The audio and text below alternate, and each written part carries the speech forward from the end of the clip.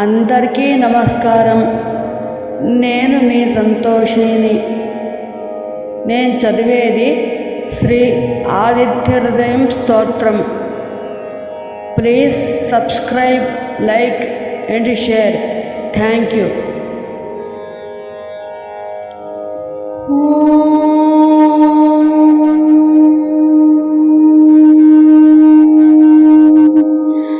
ततो युद्धः परिश्रान्तं समरे चिन्तया स्थितं रावणं जाग्रतो दृष्ट्वा युद्धाय समुपस्थितं दैवतेज्य समागम्य द्रष्टुम् अभ्यागतोरणम् उपागम्य ब्रवीद्रामम् अगस्त्यो भगवान् ऋषिः राम राम महाबाहो शृणुगुह्यं सनातनम् येन सर्वान् नरीन् वत्स समरे विजयिष्यसि आदित्यहृदयं पुण्यं सर्वशत्रुविनाशनम् जयावहं जपे नित्यम् अक्षय्यं परमं शिवम् सर्वमङ्गलमाङ्गल्यं सर्वपापप्रणाशनं चिन्ताशोकप्रशमनम् आयुर्वर्धनमुत्तमम् रश्मिमन्तं समुद्यन्तं देवासुरनमस्कृतं पूजयिस्व विभस्वन्तं भास्करं भुवनेश्वरं सर्वदेवात्मको एष तेजस्वी रश्मिभावनः एष देवासुरगणां लोकान् पातिगवस्तिभिः एष ब्रह्मा च विष्णुश्च शिवस्कन्धप्रजापतिः महेन्द्रोदनथः कालो यमः सोमो ह्यपाम्पतिः पितरो वसवासा च अश्विनो मरुतो मनुः वायुर्वह्निप्रजा प्राणः ऋतुकर्ता प्रभाकरः आदित्यस्तविता सूर्य खगपूषा गपस्तिमान् सुवर्णसदृशो भानु स्वर्णरेता दिवाकरः हरिदस्वा सहस्राचे सप्तसप्तिर्मरीचिमान् तिमिरोन्मदनः शम्भो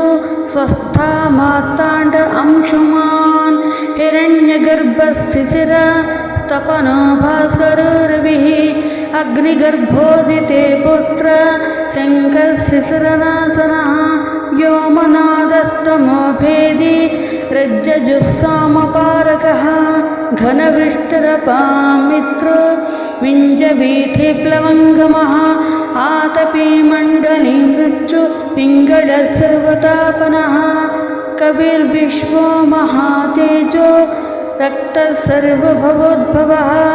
नक्षत्रग्रहताराणाम् अधिपो विश्वभावनः तेजसामपि तेजस्वी द्वादशात्मा नमोऽस्तु ते। नमः पूर्वार्गिरये पश्चिमायाद्रये नमः ज्योतिर्गणानां पतये दिनाधिपतये नमः जयाय जयभद्राय हरिश्वाय नमो नमः नमो नमः सहस्रांशु आदित्याय नमो नमः नमो उग्राय वीराय सारङ्गाय नमो नमः नमो पद्मप्रबोधाय मार्ताण्डाय नमो नमः ब्रह्मेशानच्युतेशाय सूर्यायादित्यवर्चसे भास्वते सर्वपक्षाय रौद्राय वपुषे नमः तमग्नाय हिमग्नाय शत्रुघ्नायामितात्मने कृतघ्नघ्नाय देवाय ज्योतिषां पतये नमः तप्तचामीकराभाय वन्दये विश्वकर्मणे नमस्तमोऽभिविघ्नाय रुचये लोकसाक्षिणे नाशयत्यैष वैभूतं तदेव सृजति प्रभुः पायत्येष तपर्त्येष वर्षतेष गभस्तिभिः एष सुप्तेषु जागर्ति भूतेषु परनिष्ठितः एष चैवाग्निहोत्रं च फलं चैवाग्निहोत्रिणां वेदाश्चक्रतवश्चैव क्रतूनां फलमेव च यानि कृत्यानि लोकेषु सर्व एष विप्रभुः येन मापस्सु कृशेषु कान्तादेषु भयेष च कीर्तयं पुरुष कस्येन्नावसीदति राघव पूजवस्वैनमेकाग्रो देवदेवं जगत्पतिम् एतत्त्रीणि तं जत्वा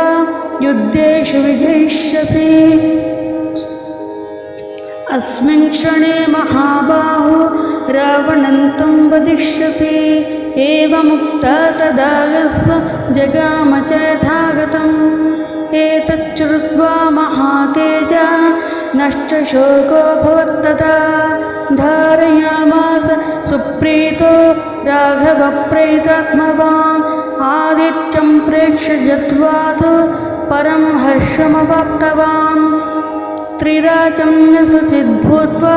धनुरादाय वीर्यवान् रावणं प्रेक्ष्यरिष्ठात्मा उद्दाय सोपागमत् सर्वयत्नेन महता वदे तस्य धृतोऽभवत् अथ रविरवधं निरीक्ष्य रामम्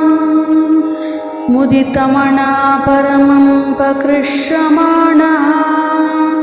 निशिचरपति संशयं विदित्वा सुरगणमज्जिगतो वचस्वरेति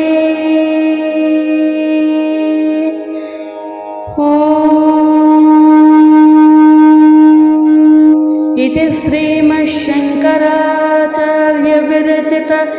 श्री आदित्यहृदयं स्तोत्रं सम्पूर्णम्।